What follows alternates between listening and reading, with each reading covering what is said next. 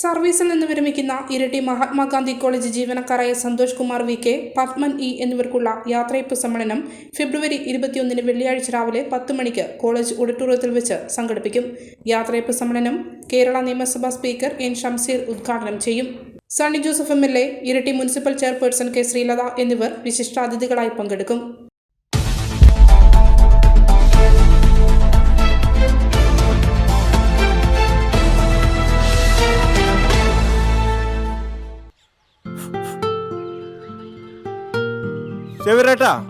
ട്രെയിനിൽ വെച്ച് വെച്ചിട്ടുണ്ടാ ഉണ്ണിയായി ആ ഒട്ടുപാലം മുഴുവൻ എടുത്തു വെച്ചില്ലേ?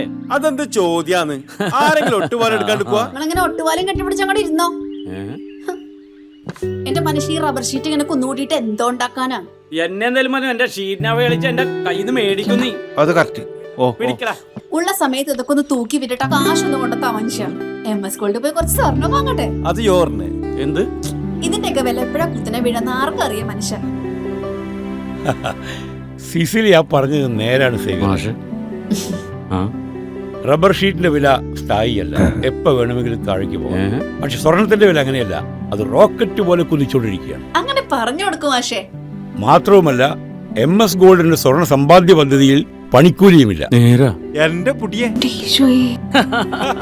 MS Gold and Diamonds, Iriti, Peravur, Ramanagara, Kanagapura, the real source of purity.